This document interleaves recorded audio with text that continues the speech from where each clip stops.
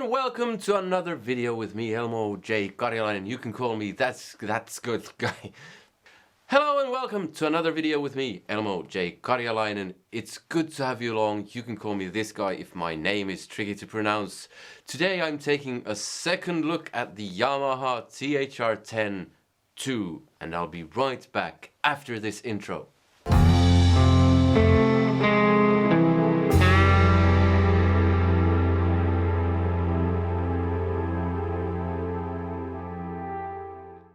Alright, so like I said, I'm taking a second look at the Yamaha THR 2. I did one earlier and I'll post the link to that in the description. I don't know what my hand is doing. Today I've programmed 5 sounds into the Yamaha with the app, and I also have the app set up. So I have the amp connected to my laptop and I'm also doing a screen capture of what's happening in the app at the same time. So the Yamaha straight out of the box has a classic setting, which is the same as you basically had on the old Yamaha THR range, and then you have boutique and modern. So I've gone through those and kind of programmed 5 sounds that I thought were the better ones, the best ones I could get out of the different modes. So you have clean, you have crunch, you have lead, high gain and special. So I've gone through all those with the boutique and modern and programmed 5 sounds. Now, in addition, I'll show you a couple of other features in the app, and it also has a few factory presets, which I'll check out a couple of them.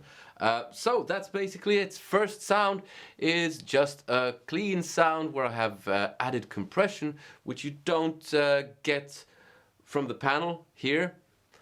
And I've set up a whole reverb, which you can set up in the app. So it does 3 different types of reverb, if I remember correctly. And I have delay, which I've also kind of tweaked in the app. And I've changed the cab, because you can change the cab type with all of these. So I've changed that to a 4x12 British type thing. So this is what it sounds like with, in the last video I used the Strat with stacked humbuckers, so I thought I'd go for a full humbucker guitar this time. So this is a Gem Junior, so it's not a great guitar, it's good, I like it, but it won't make the amp sound better than it is, because the pickups, well, just cheap old something thrown in by Ibanez. So here goes.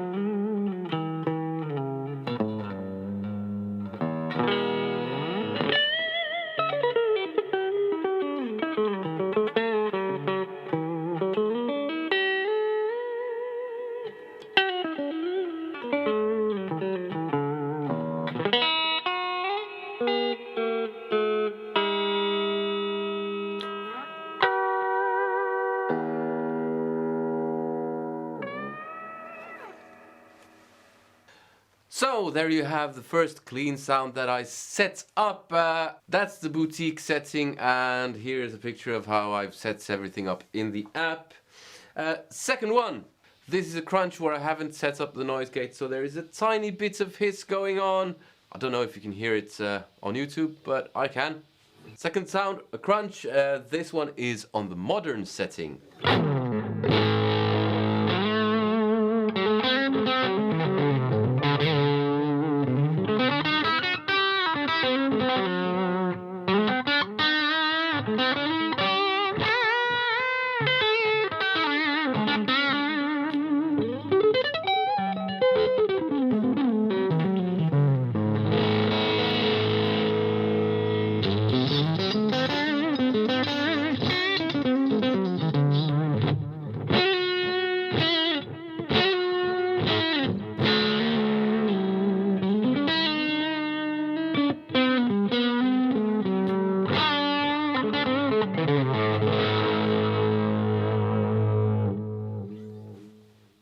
Yeah, so that's kind of the best crunch sound I was able to get from the modern and boutique settings, which is not a great thing.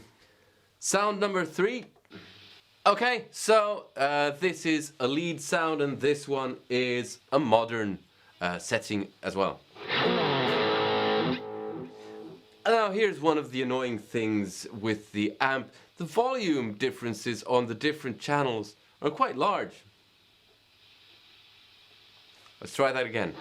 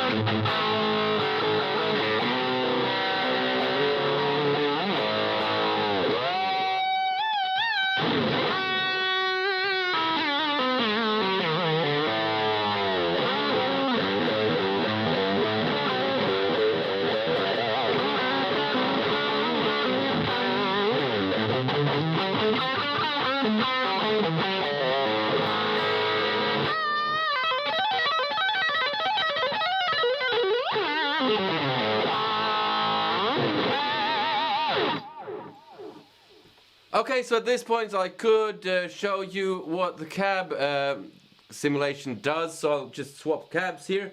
I was using the vintage 4x12, so I'm switching it to the British 4x12.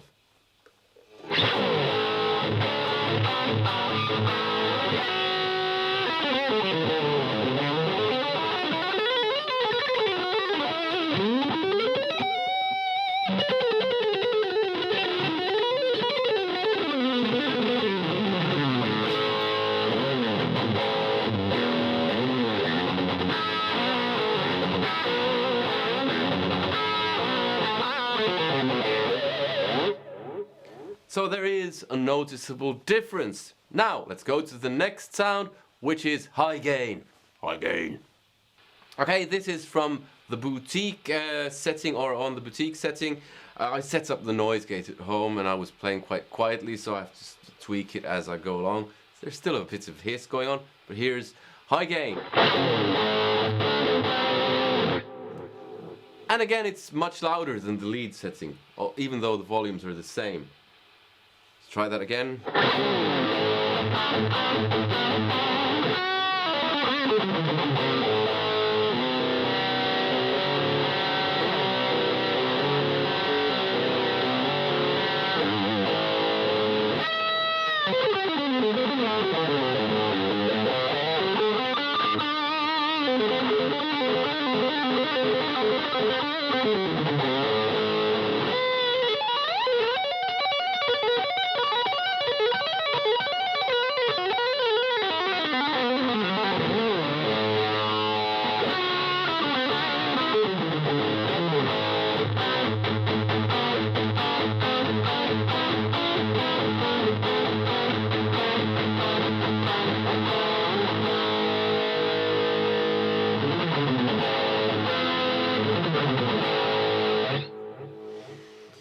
Yeah, last sound, number 5.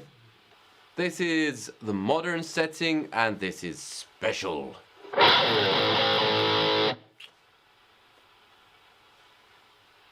And again, the volumes are all over the place.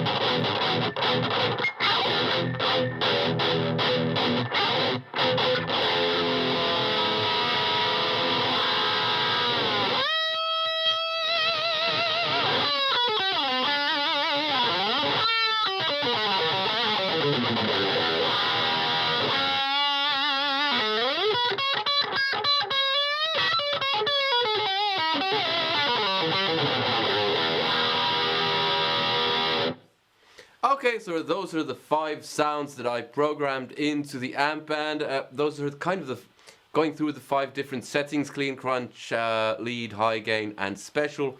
the best one I could find for each kind of setting. So I went with special, and I had the modern one now on the last one, on the special one.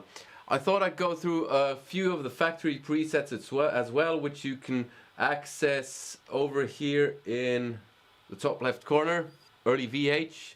Okay, so that set it to classic, and you can see what's going on the screen. Let's just hear what it sounds like.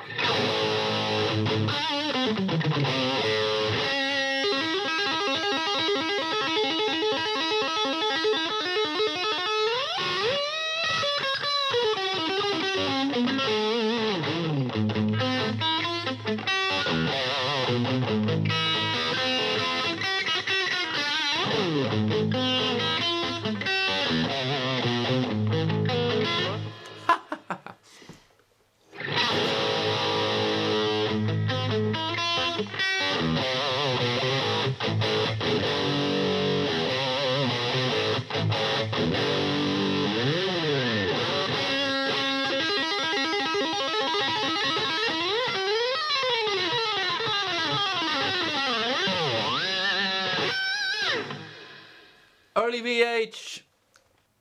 Next one, 90s brown.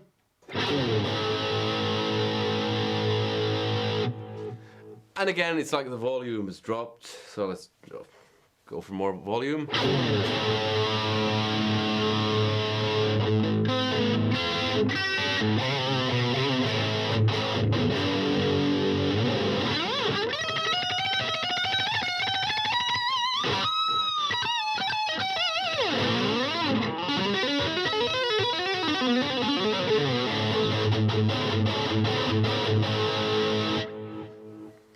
Now, to my astonishment and slight embarrassment, I've noticed that I don't really know too many Van Halen songs, or how to play too many Van Halen songs. Definitely need to brush up on my Van Halen. Let's try Plex City.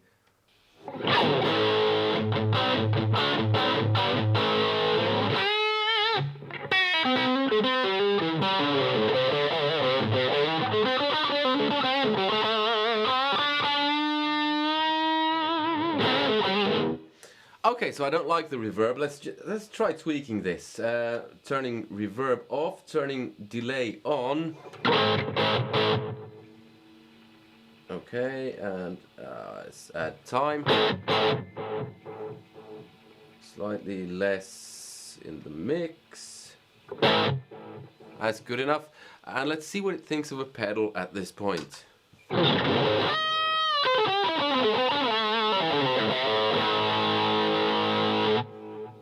So I have the Strymon Sunset with a moderate amount of gain.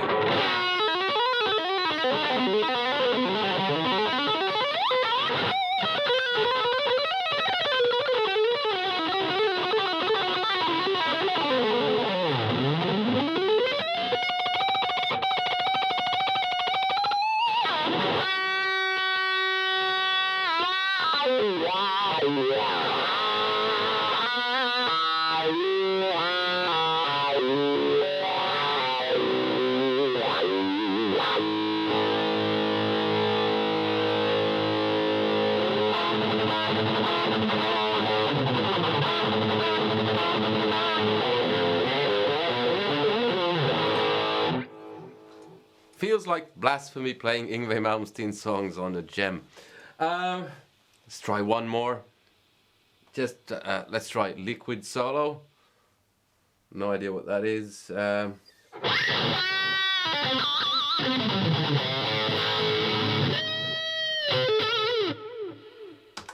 Sorry, I had the overdrive going.